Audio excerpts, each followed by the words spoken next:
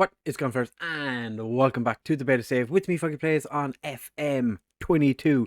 We are going to be doing the deadline day instead of the Bayern Munich game. Partially because I started the game and forgot to start recording. So we're just going to pretend that this was the plan the entire time. Just ignore what happened at the end of the last episode when I said we were going to be playing Bayern Munich. But as you can see, this is what deadline day looks like. They're saying a busy deadline day is expected. Erling Haaland is one of the players that's being linked with a move away to Man City for 96 million. I feel like 96 million is a bargain for Erling Haaland. Thankfully, we haven't played Borussia Dortmund, so if he does leave, we won't have to deal with Erling Haaland. Because I would imagine he's quite a good player in this FM, as he has been for the last couple of FMs. Just a couple of other, like Anthony Martial, for some reason, being linked with Bayern Munich. I'm not sure why. So we're going to take part in deadline day. We do have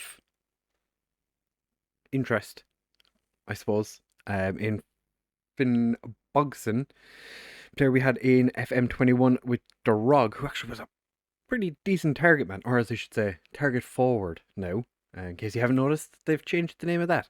We're not using a target man, target forward, but we're going to bring him in potentially on loan. We've made the offer. He's transfer listed, so I just want to bring him in, see what gets on. I think we're bringing him in as a squad player, so potentially could get some use out of him. Wagyu, I don't think we're going to be the other two. We were just kind of looking. We weren't really intending on actually doing anything with them. But Linus Gector, who I've slapped a cheeky little 30 million price tag on, had a lot of interest from clubs. He's signed a contract since the last episode, but can't see him leaving. I'm going to reject offers until I think there's like a £24.5 million release clause he has. Don't think he's going to be going though. Torunariga is being linked with Frankfurt, which I can't see him leaving either. I don't really want him to. And Zifuk, if he leaves, we are fooked because we've sold Pekrik. So yeah, as you can see, Finn Bogason paying 140k. I think it's just his wages we're paying. But since you were here last, we have brought in Navarro and Agu. Agu's played a couple of games actually, he's not been terrible. Pekrik has gone on loan, or gone on a free to Werder Bremen. But the results have been quite interesting. We got absolutely demolished by Cologne. We were playing the wing play system, did not work. Cologne just tore us apart. We then played with a DM and actually did really quite well against Wolfsburg. Didn't really deserve to win the game, but I'll take it all day long. I need to fix this actually before the next episode. Jesperemski picked up an injury, which was not ideal. Our wing backs, it's not going well. He picked up that injury in the 50-something minute, and then Mbabu got himself sent off, which was a bit late for us to do anything, but we were playing super defensive at that stage anyway, so it made no difference. Piatek did score a penalty, and then against Bayern Munich, as you can see, it was 2-2, but we were 2-0 ahead.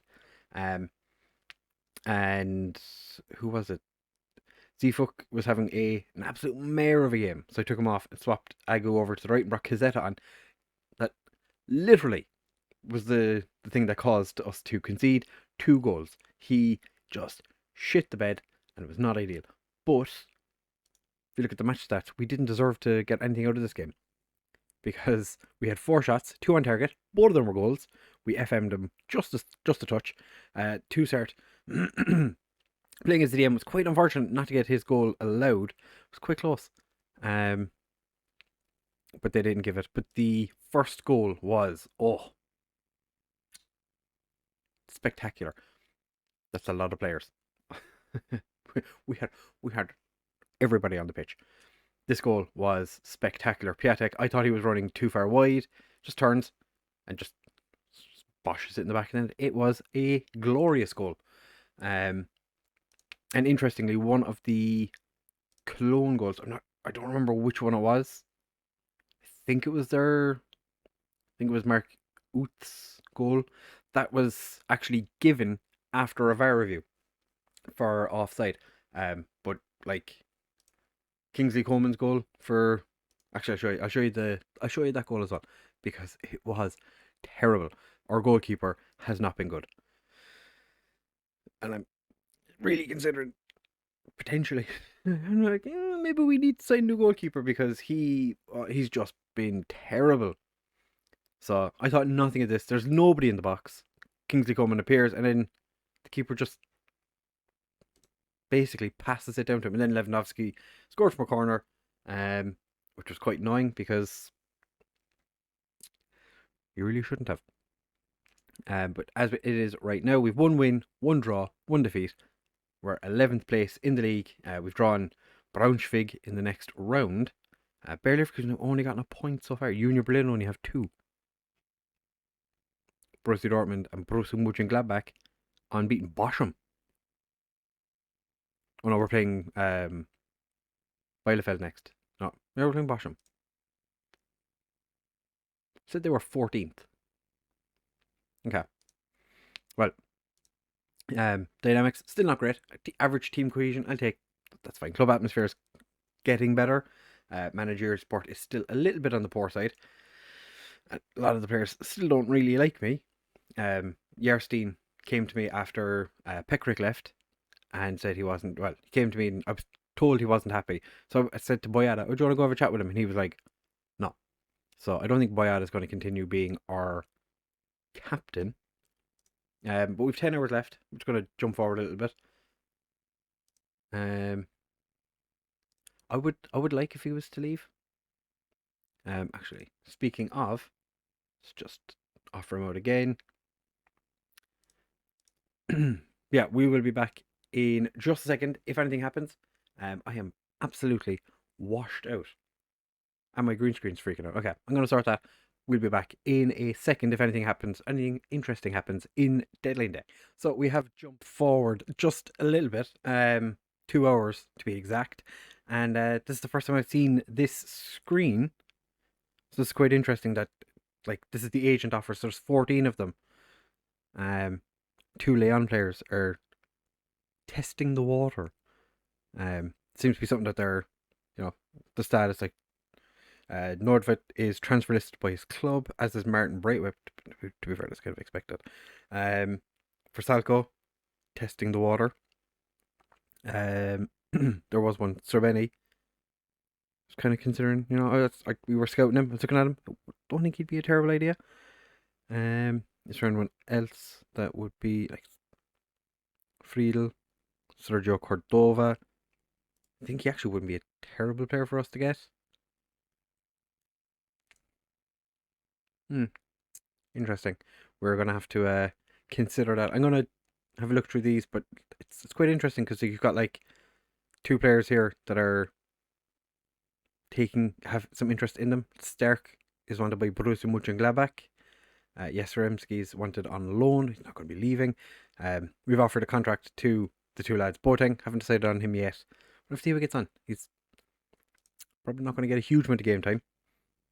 And there's a conclude transfer business in the corner, so that's kind of convenient if you've decided that you've done everything you want to do.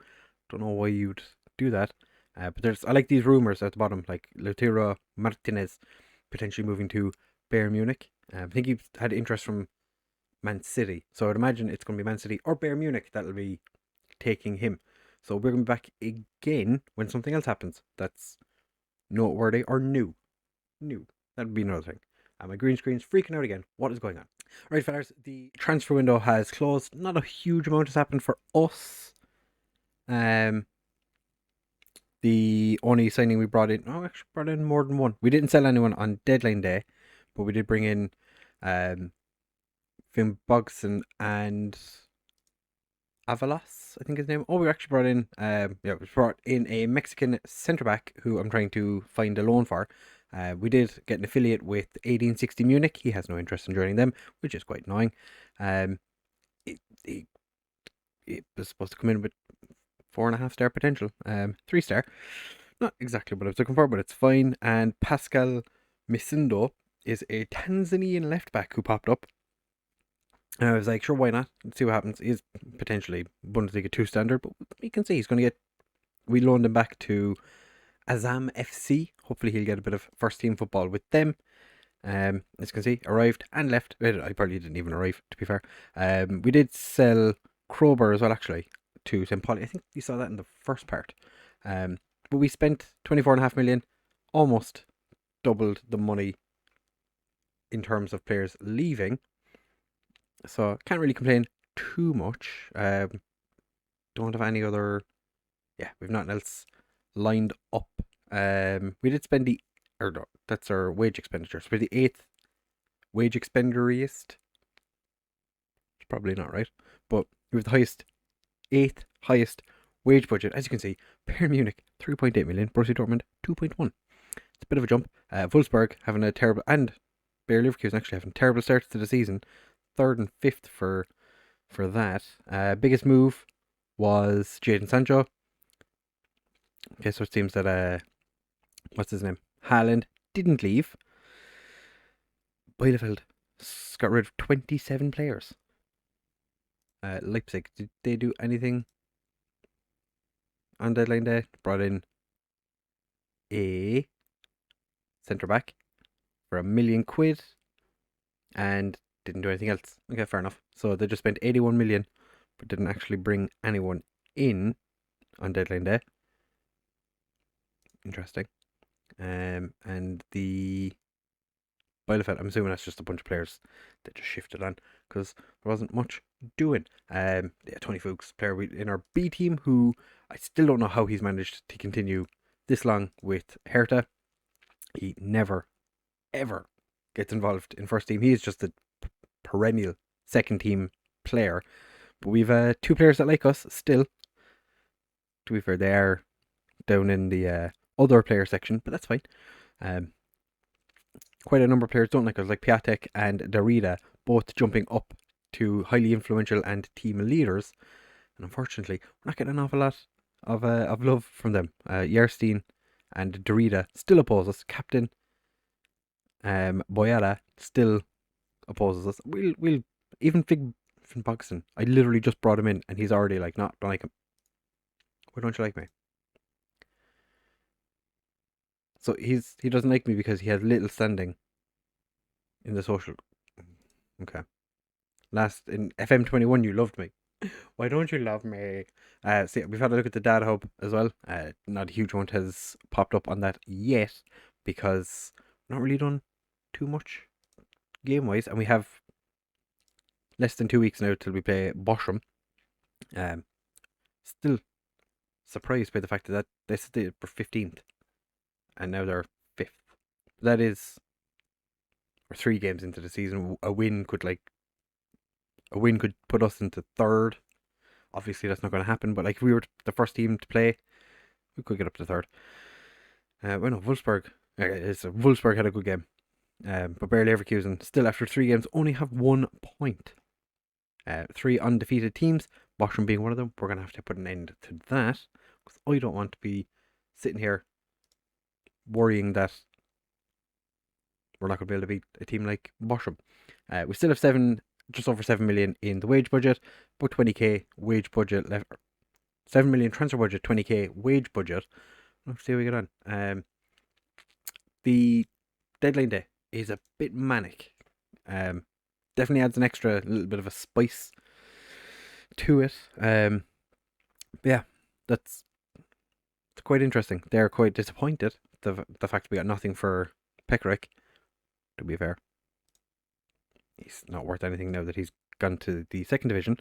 So yeah, my lack of support, like, that's just because of the fact that I chose to be like a local level professional footballer.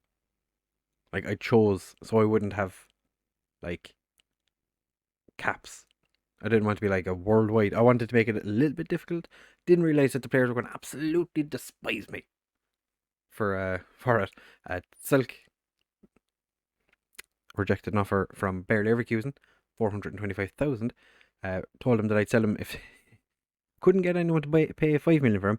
So I said to him that I didn't want to sell him because the finances weren't right. And I said, how much do you think? Popped up 6.25 million. I was like, cool, cool, that's fine. So I offered him out last time for 4 million. Nobody wants him. Bayer Leverkusen still interested. I think we could probably use him. Like, he's got good teamwork, work rate. His physicals are fantastic. Technically, he's terrible, but we can figure something out. Back in like FM19, he was one of my main strikers when he came back from. I think he had an injury at the start of that game. Was it 20? No, 19. Yeah, at the start of FM19, he had an injury that kept him out for a while, and then when he came back, he was just terrible. But he played for like the majority of the season because he was our only good striker. And then I started getting money, and it all ended up working out a-okay. So we're going to leave this episode here. When are we going to come back? Good question. Thanks for asking. I think we come back for Frankfurt. That should be an interesting game. Gives us a bit of time to jump forward. It'll be into October. When is do we have a date? March. So this is the first time I've actually looked at the youth candidates section, and March is when we're going to be getting it. Fantastic. Let's have a look at that when it pops in. So if you have enjoyed this episode, do make sure to leave a like, comment, subscribe, share with all of your friends, and I will see you in the next one.